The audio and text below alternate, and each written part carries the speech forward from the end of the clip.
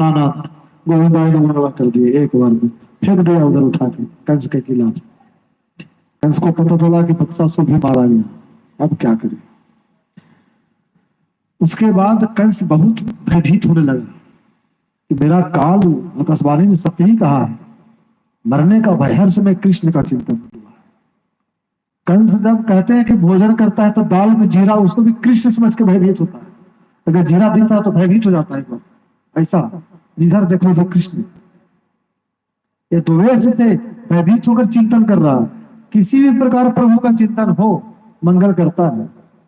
भाव कुभाव अनक आलसहु और नाम जपत मंगल दिशि दसहु। हर हाल में मंगल करता है नाम जपने से, प्रभु का स्मरण करने से। स्मृति में प्रभु को रखें, हर समय स्मृति में। देखिए ना रैदास जी महाराज कितने बड़े परम भागवत भक्त हैं। रैदास गंगा जी किनारे काशी में रहते हैं और प्रभु से प्रार्थना क्या करते हैं, बड़ा सुंदर भाव। ऐसी दैन्यता होनी चाहिए भक्त के हृदय में।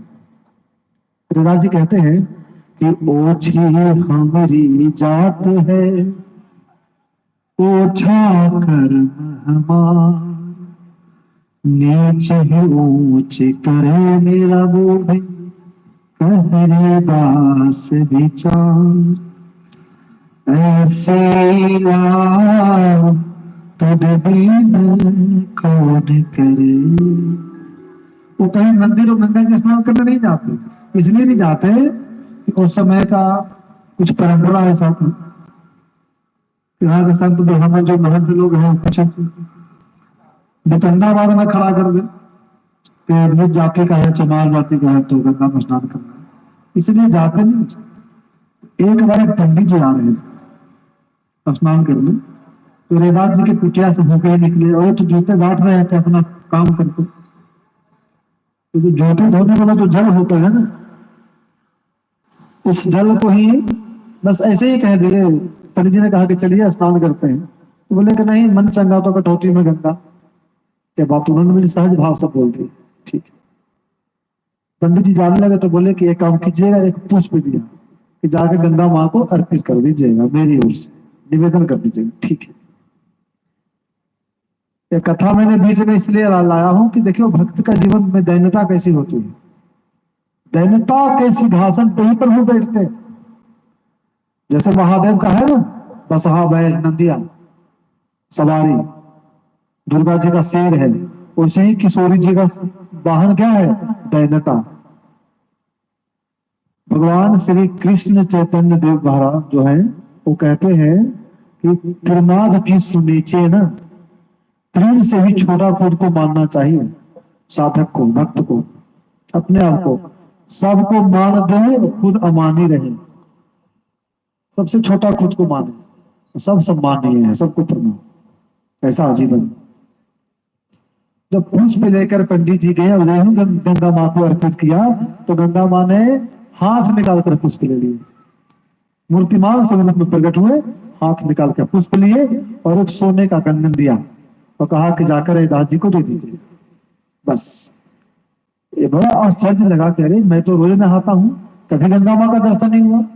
रैदास जी में ऐसी कौन सी सिद्धियां हैं जो गंगा माँ ने हाथ लम्हा कर पुष्प लिया और सोने का कंगन दिया। मन में पंडित जी को लालच आया, अब सोने का कंगन क्या देने जाए, घर पे जाएंगे तो काम देगा पंडितानी जी को। मन में भाव बदला और काशी की गलियों में रैदास जी का कुटिया इधर है तो जाते हैं इधर, और जब इधर जाते हैं तो सामने चौक पे वही कुटिया सामने दिखता है। जिधर जाते हैं उधर ही रैदास जी का कुटिया दिखता है, वो रास्ता ही नहीं मिला। तंग हो गए रैदास जी के पास, कहा कि महाराज माता गंगा ने आपको कंगन दिया, पर मुझे एक बात बताइए कि आप में ऐसी कौन सी सिद्धियां हैं जो माँ गंगा आपको इतना प्रेम करती है। तो रैदास जी ने कहा कि देखिए हम तो दीन दुखिया हैं, साधारण आदमी।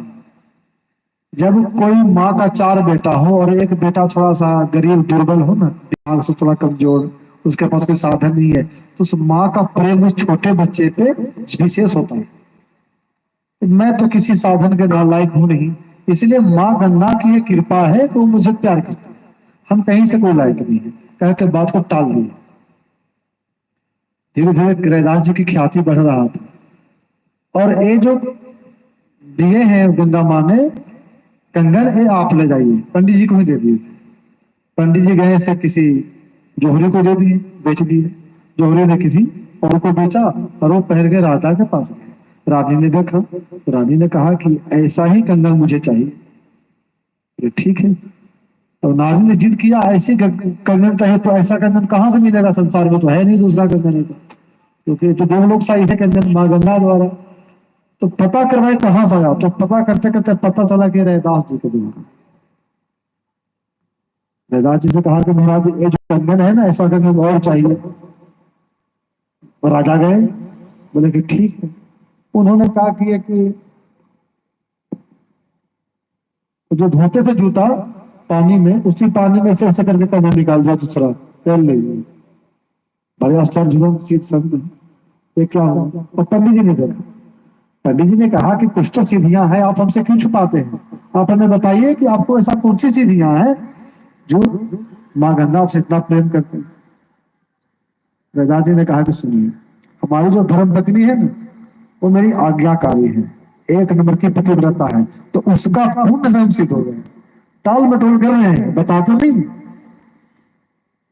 बोले अच्छा ठीक है। अब पंडित जी को लगा कि मैं भी अपनी, जो हमारी भी तो पत्नी है, धर्म पत्नी, वो कितनी बड़ी पतिव्रता है, चेक करते हैं। पहले चेक कैसे करें? रैदास जी से पूछा कि महाराज पतिव्रता पत्नी आपकी है, कैसे पता करेंगे? बोले अभी बताते हैं। घर की कुटिया के अंदर ले गए, उनकी जो पत्नी थी धर्म पत्नी, उनसे कहा रैदास जी ने कि रे देवी, अभी जो मैंने एक मन घी लाया है, देसी घी, हाँ जी, सबको आंगन में फेंक दो।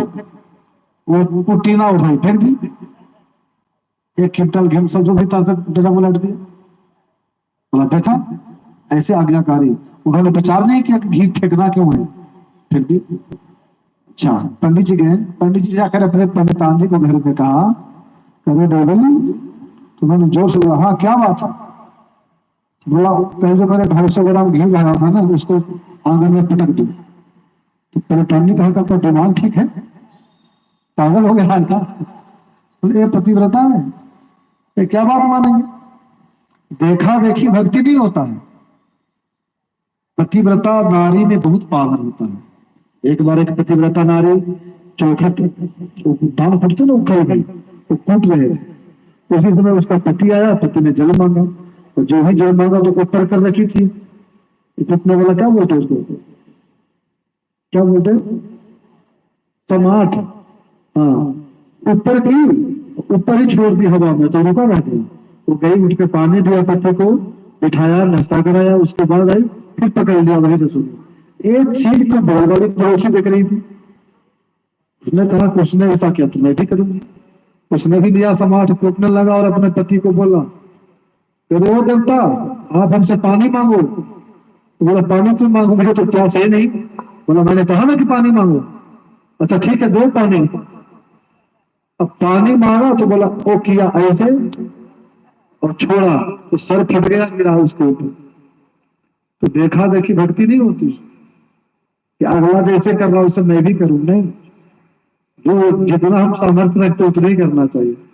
अब रैदास जी से कहा कि महाराज हमारा तो ठीक भी नहीं किया, वो ये पतिव्रता नहीं, इसलिए फिर रैदास जी ने दया करके बताया कि देखो ब्राह्मण देवता सिद्धि पर सिद्धि के चक्कर में नहीं चाहिए, उस प्रभु को पुकारिए, भक्ति सर्वोपरि होता है।